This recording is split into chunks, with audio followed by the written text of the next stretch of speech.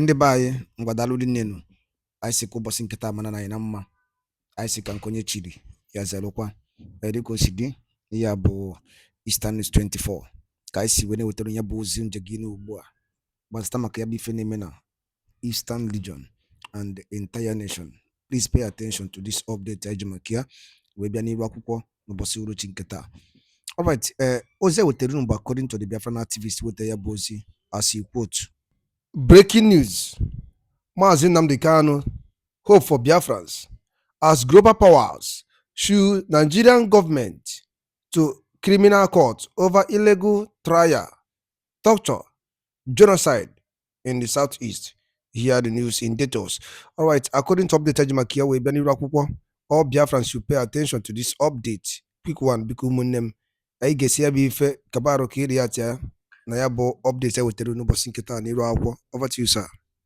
When we told them that their refusal to release Mazi Nnamdi Kanu will cost them heavily, they thought we were joking. I did a video on this channel telling you that international bodies are coming in hard on Nigeria. After that Kenyan judgment, the international bodies were coming in hard on Nigeria. If they refuse to comply by that Kenyan judgment, many people thought we were joking. Are you not seeing what's happening now?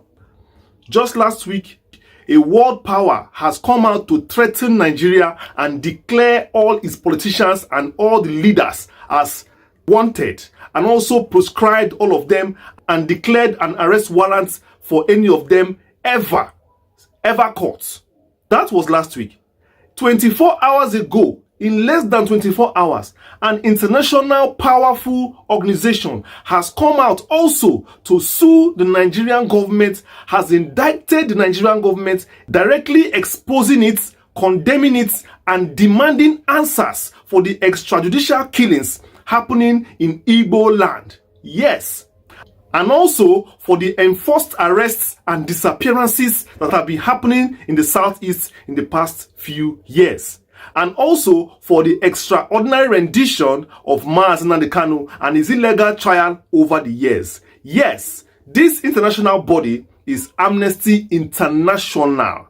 Amnesty International. And let me tell you, these international bodies work hand in hand with the United Nations, they work hand in hand with the EU, they work hand in hand with other international bodies, and they also bring to light injustice happening around the world, and they have dragged Nigeria to the international community, and now the die is cast.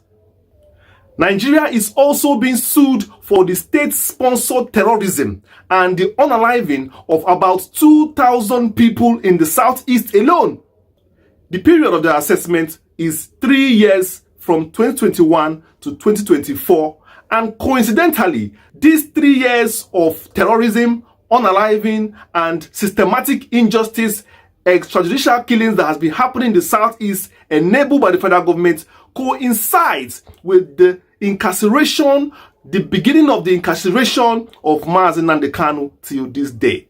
Now you are seeing the reason why Mazi Nnamdi Kanu was kidnapped in the first place, so that they could continue with their systematic killings, extrajudicial abductions, and enforced torture in the southeast. But now, international body has decided to say enough is enough, that their searchlight has been going on all this while, and Nigeria has been exposed in the international community, and Nigeria now is on its knees. Nigeria has been dragged to its knees. I'm talking to you right now. Everybody in Abuja is running helter-skelter.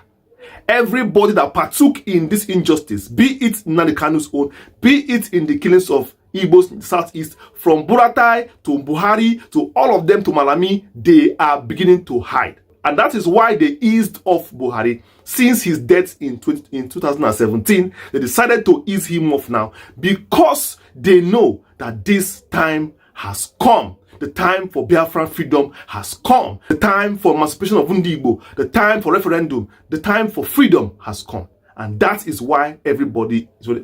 But it is too late for them. It is too late for the enemies of Igbo. This is a disaster. A huge disaster. A humanitarian crisis. A genocide. Call it by its real name. Biafrans should never share a country with such people. I'm going to read you the report of Amnesty International as released, and I'm going to give you the details and the implications of this finding for you to understand what has been going on now. And after that, I'm still going to give you a breakdown on the implications and what this means. So this is going to be a very educative and very emancipative video. So whatever it is you're doing, I advise you to stop and focus on this video, or go ahead and finish it up. When you're through, you come back and watch this video because you don't want to skip a bit. Let's go. This was released by Amnesty International itself.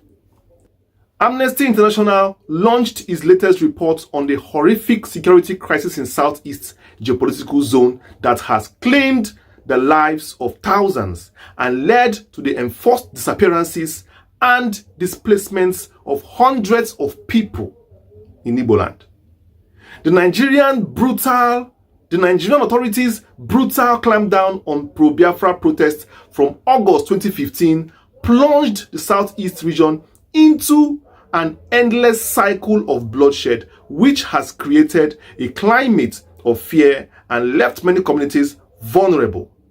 Assassinations of prominent personalities and attacks on highways, security personnel on highways and facilities are chilling reminders of the region.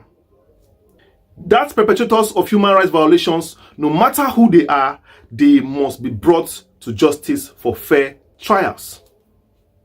The report reveals how the state-backed Ebubago paramilitary force established by some Southeast governors on 11th April 2021 has been used as a tool to harass and intimidate opponents and critics of the state governments. It is also responsible for the arbitrary arrests and detention and torture and extrajudicial executions, enforced disappearances and destructions of homes. And they also demanded the release of Nnamdi Kanu while questioning why the government will keep him in incarceration after court judgments have been given to him in Nigeria and in Kenya. The Amnesty International hereby officially opened a case against Nigeria in the United Nations. Did you hear what I heard? Did you hear what I heard? And I've been saying this on this channel. I've been saying it here. The other day, Kenya, gave that judgment, and I told you that United Nations are also going to bring the big stick upon Nigeria if they don't go ahead and enforce the same judgment that Kenya has enforced in their country. I said it here. I said it here. Some people thought we are joking. What is happening now? It is clear that Nigeria is on its knees begging. That's why you see them. Everybody's running helter-skelter in Abuja. They are all joining APC, PDP. Everybody's afraid because now you can see what's going on. All of them in political power, they are in big trouble. They can't escape it. Some are beginning now to find their bearing, how they're going to escape. Some are beginning to look for countries that they're going to run to. Yes. As I'm talking to you now, some of them are making contact. That's why you see even Nigerian president himself is making friends with St. Lucia. He's making friends with St. Lucia Island. Go and find out why is he making friends with St. Lucia. Many of them now are going to make friends with some island countries, just some small countries in the island, in the Pacific. Because they're looking for an El Dorado where they will hide whenever they're looking for them. But they don't know that international community is binding on any country around the world. They don't know that. That's why they don't have advisors. They don't have sense. Because they feel that when the time comes, they will have a friend to go and hide him. So they are making friends, dashing money to these countries that don't have money. Perhaps in the day this will happen, maybe they will hide them. Many of you heard the news of Tinubu going to St. Lucia the other day. Many of you heard it. What do you think he was going to do in that St. Lucia? What do you think? What is in St. Lucia?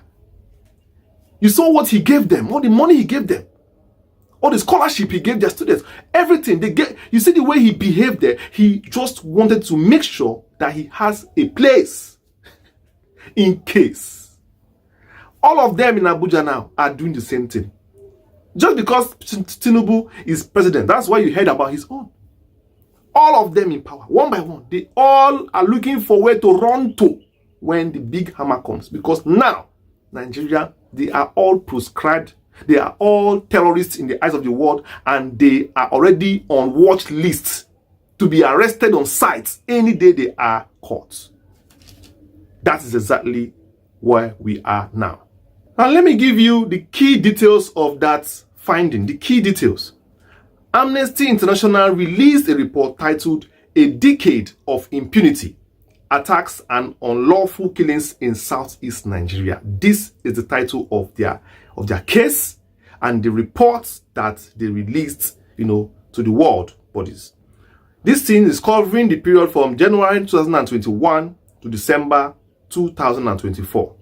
Now, the key findings include that at least 1,844 people were killed in the region of the Southeast between January 2021 and June 2023.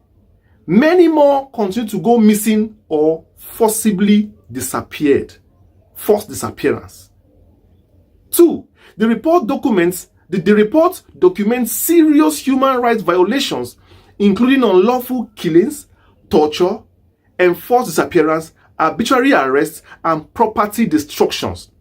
These were attributed to both state actors like military and the police, and non-state actors like paramilitary groups like Ibubago and Co. You heard it clearly. This is no joke. I also told you on this channel that you see referendum can be gotten if they are under certain conditions also, even if the laws are not there. And I told you that under genocide, when there's genocide in a country, the world powers have every right to choke their torchlight in that country and declare, independence for the region who has been violated. That is why you see the reports of Amnesty International. You see that they are going to the side of genocide has been happening in the Southeast, because that is what interests them. And that is what is needed for division to take place, for the UN to come in. And this is a good opportunity for the pro-Biafra groups. Again, this report and this indiction is not ordinary. We should take advantage of this period, of this kind of report, of this case going on against Nigeria now, and press the speed button in our quest for emancipation. I just hope you people are not sleeping. I just hope all of you are listening and all of you are still in your offices filing those files and bringing those reports and keeping those documents intact, because you will need them in the coming days and months.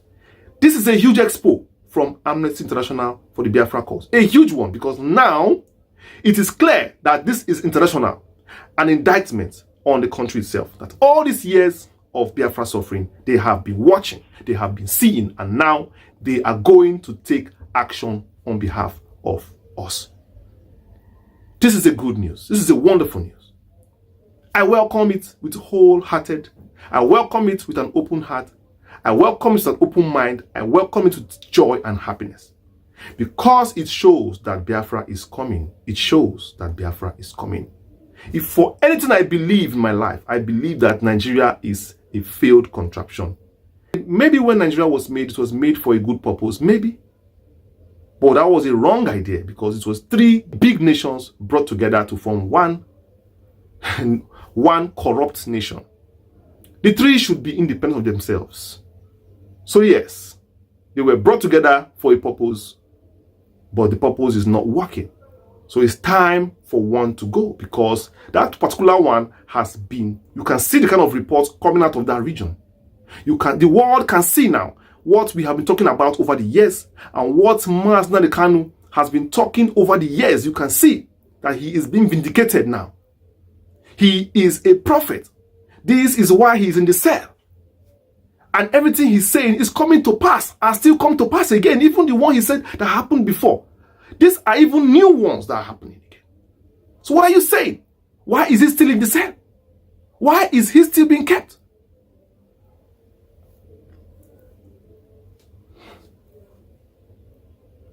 Amnesty International, God bless you for this wonderful one, for this huge step. Canada, world power, God bless you for the big step. And that is exactly how it's going to be going up in the coming days, in the coming weeks and months. They are coming out one by one. Just wait. That is how it is coming. They don't come out together. Gradually, they are all coming one by one. And before you know what's happening, like I told you, in the coming months, we are going to need that lobby. That lobby I talked about. We are going to need that lobby ready.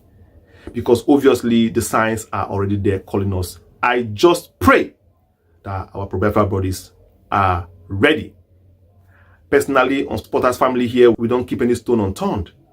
So be very sure that whenever anything is happening around the world concerning us, our future, our life, Nnamdi Kanu, and the fight for emancipation, we are the first. We will surely bring it to you, break it down to you, and surely give you and tell you the truth on all these things and the way forward. We are here to guide Biafrans to the promised land, making sure that the right ideas are there, and we are always here to do that and make sure that we have the right ideas, we have the right, we put our best foot forward at every point in time. Every point in time. And when the time is right, Biafra will come. Supporters Family International, we are a family of truth. We are a family of purpose. We are a family of faith. And with faith, we can move all mountains. Wherever you're watching me around the world, from America, from Asia, from Europe, around Africa, over the oceans, the high seas, the Pacifics, Antarctica, Australia, God bless you. And remember that ndị ba ngwadalụ nenu dịka si wee gee ya bụ ife wetelu n'ụbọchị uruchi nke taa. Anyị ga-anapụ unu kụnri ya atị gbasịta maka ya bụ ife ndị a niile ụmụnna wetara anyị. Gwa ifu nche n'udo nke unu. Ngwanụ ka emesịa na ụmụnne m.